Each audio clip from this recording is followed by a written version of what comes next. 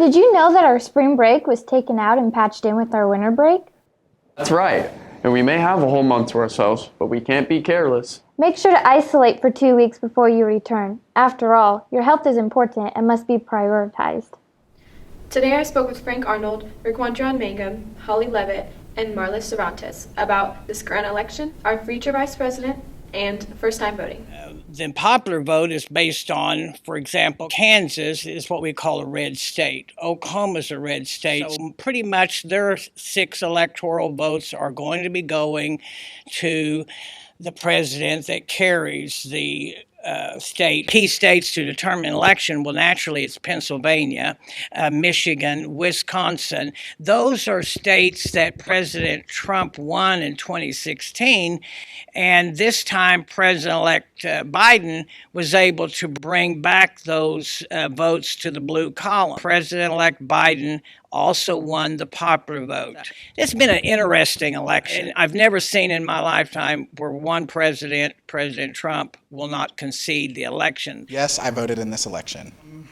It's important for everyone to vote because if you don't like how things are right now, voting can really change that. This election was one of the most important ones that we had in a long time because there's a lot of political debates and events going on, and our generation is educating themselves, and so it's really good that everybody is getting out to vote this year. And so our next vice president is Kamala Harris. It's high time we have a woman. I don't think it's surprising that the person who is vice president is a woman of color. I think too many times we see a group of men around the table making important decisions. All of the decisions that affect the population affect women. So it's incredibly important that we see now someone at the table who's a part of making those decisions. And our daughters and our nieces should see that as positive, and that should be something that they are able to see as a role model. To others that chose not to vote in this election, I hope that changes for future elections and that you decide to go out and vote. It really matters. Thank you to those that have taken the time to pay close attention to this election and to go vote. What are your thoughts on this election? This is one for the history books. My kids will definitely be reading this in high school. It may even show up on the final exams, don't you think? Our finals are December 7th through 11th. Make sure to check your Cowley Go app to check your class schedule. I got the chance to catch up with Janet Davidson, head of tutoring at Cowley College, and she had some very good tips for the students for the upcoming finals week. The first semester ending, what advice do I have for freshmen in regards to like studying for finals? Yeah, I would say to form study groups in a very social distanced manner. They could study through Zoom, study, basis, to look back through their notes of the entire semester. The end of each chapter in their textbooks would have review sections. So go back to the end of each chapter and just kind of review the chapter summaries of each chapter. What are some ways that people can get help for their preparation finals? Things they can do during finals week that'll relieve stress and whatnot? I would say number one, rest. Make sure that you're studying in an adequate way, because you can study all night long, but if you're fatigued, you won't have the energy to get through the exam. You can also utilize the tutors on campus. You can utilize the writing lab on campus, because your understanding of one subject may be different from the way another student understands the subject. And so you have the opportunity to learn a lot from each other. For finals week, is there any activities on campus that students can go to just to socialize and whatnot? Yeah, they're having the tree competition right now. I know that there's a movie night this week. You'd have to look at the calendar. I saw it yesterday when I opened up the December calendar. But I think that the most important aspect is reviewing notes, reviewing textbooks, going back through, making sure that you have definitely hit everything that you're going to need to pass those finals, and looking back through your grades, because I think that you can look back through your, the grade books within Blackboard. Just make sure that you have everything turned in and utilize what's there to your advantage. What do I recommend them not to do during finals week? Fall off the deep end. Don't go out and get crazy. Don't lose your focus. It's the end of this semester and this entire year. Get what you need done so that you can go home and rest for next semester. Thank you for all those amazing tips. We're all on our way to be successful students. Hannah, just make sure you don't stay up too late. That's no fun. Annie has some stress-reducing crafts you can do in your dorm. I talked with Liz Shepard about 3 easy, inexpensive crafts for college students to do over the holidays. So if you're on a budget, and you want to make something festive for the season, of course, Dollar Tree is the place to be. So the first one, this is a Halloween version of our lovely gnome. I'm going to make a Christmas or a Santa version of the same gnome. And it's very simple. You take disposable coffee cups, then you'll need a mop head, $1. The hat is one of the pair of socks. I think red is quite festive for the season. Stretch it out a little. Come right over the top. Got kind of a floppy-headed gnome. But so far, you're almost there. Then, for the nose, because every gnome has a nose. Because the gnome knows, right? Package of jingle bells, a giant jingle bell. They call these tinsel stems or Chanel sticks. My era, we call them pipe cleaners. So we'll just run it through the back and we'll just twist it on. And then we'll take this back off. Twist it around the cup like so. Your gnome nose is now on the cup. Put it back on. And you now have a Santa gnome. Those crafts are all great, and college students can hop over to the dollar store to buy the materials for a cheap price. Are you going to make any crafts this Christmas? Heck yeah, you know crafts aren't just for girls. I just made a fence just a few days ago and it was super fun. That's really cool. I'm not really much into crafts, but I can sure draw. Yeah, shotguns. Okay, yes, but I can draw pretty pictures too. I cannot draw to save a life, but I really enjoy hanging out with Cowley friends. Student activities usually stuff finals week with a bunch of fun stuff to do. But this year, COVID is acting like the Grinch. It took our late night breakfast. It took our study halls. It took our massages. It took our cramming every single night. It took our dances this year. It took almost all the fun. But at least it let us keep the dang tree. We decorated our tree for the competition. I know. You can check out all the clubs represented in the deli. I'll have to see all the runner-ups. I agree, Annie. At my house, decorating a Christmas tree is a big competition. Devin has some tips for healthy living, so listen up. This upcoming holiday, I can't wait to eat and celebrate just like the rest of you. But staying safe and healthy should be our #1 priority over this upcoming break, as we as students should take on as a responsibility. There are a variety of ways that we are able to do this and keep others safe in the process. At the Nelson Student Center, you will find health services that will gladly help you out and give you some tips and suggestions on how to stay safe and healthy. If you have any questions, make sure to make an appointment with our health services coordinator, Lacey Kennedy. She is usually available on weekdays from 8 a.m. to 4:30 p.m. and on Friday from 8 a.m. to noon. You are able to contact her through email and get a hold of her to ask any questions. Make sure to try and practice social distancing anytime you get the chance to.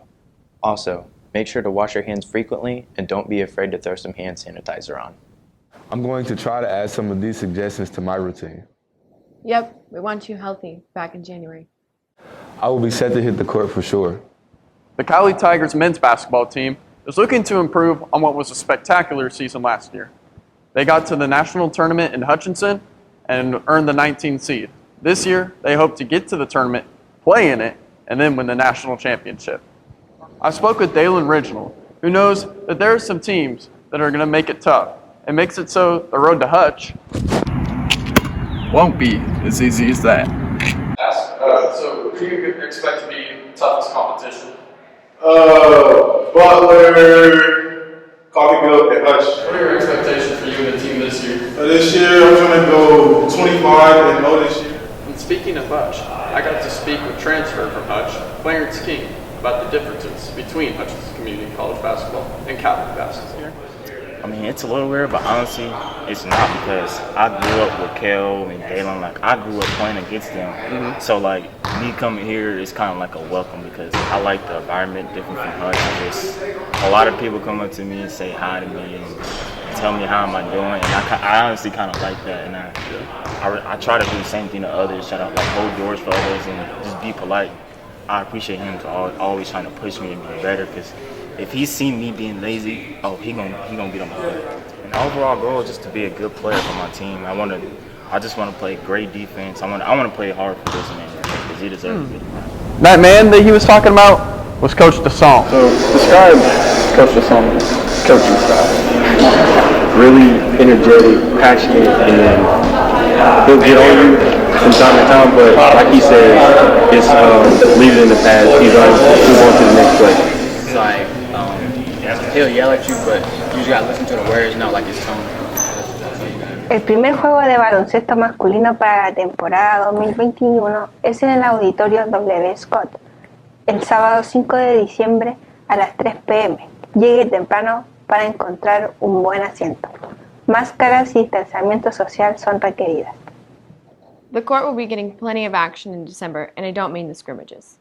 Winter commencement exercises are Sunday, December 13th. Andrew has all the information about it. That's right, Kobe. The 2019-2020 class is finally getting their commencement ceremony. Billy sat down with Dr. Riddle, the president of Cowley College, to see if there's any changes happening in this year's ceremony. Some of the major changes for this year's ceremony as it stands right now today, a little more on the settled side. Everyone's going to be in masks. We'll have social distancing applied. We'll also have a limitation to the number of guests that anyone can have attending the event so that we can be maintaining the requirements for group size required by our county and the guidance that have been given by our county. We'll have the guest speaker will have their portion recorded. Any guests that we would have normally had attend the event and speak, those portions will also be recorded. We will not have live music. We will have recorded music. It will be from our musicians and those who sing, and all that is out of an abundance of caution to make sure that we don't advance any type of culture of spread of infection. We want to make sure the focus stays the focus, which is to celebrate and honor the graduates. With the global pandemic going on, last year's class is finally getting a chance to walk across this stage and get their diploma. I love the formal commencement ceremony. I do make a cap and gown look good. You know who else looked good? Our national championship cross-country team?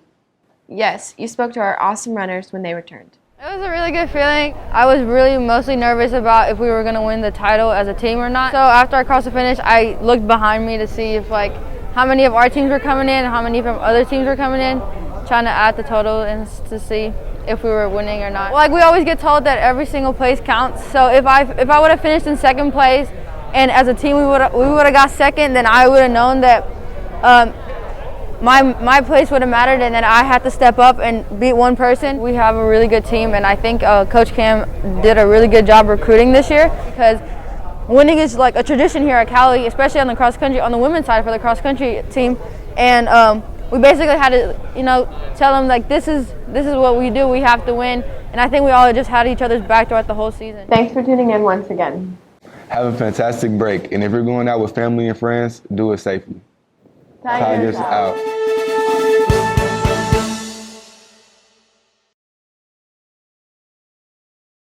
Now the second one, shower curtain ring ornaments. So again, take one of your, whatever you want to call it, make a loop, because that's what you're gonna sit on your tree, right there. And then you'll just wrap it around. Even if you wanted to just leave it at that, that's even kind of festive. We'll take the ribbon, so we'll take that off. And then basically what you'll do is you'll just wrap it around. And you can do it with any size ribbon. You can do it with this thin metal stuff. You can do it with a wider ribbon. That's up to you. As you can see how that's gonna look. That's gonna look really cute. I wanna move on to something else.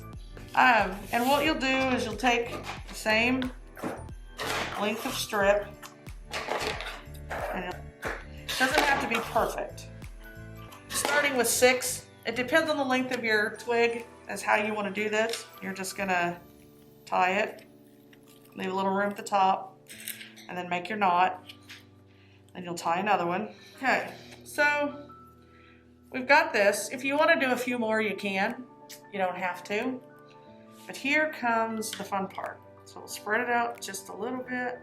And again, get a twig out in the yard. Those are free. Here, you will actually need scissors for this one. And it's now like a little Christmas tree. It's not super perfect, but you get the idea. So, and then you can put something on top, and you have another ornament. You can, with a twig, you could stick it in a bowl of candy, give it as a gift. So 3 quick, easy, inexpensive Christmas ornaments, gifts, ideas that you can do in your dorm room, on your kitchen table, or maybe even in the car before you walk into the party. Thanks, have a great day.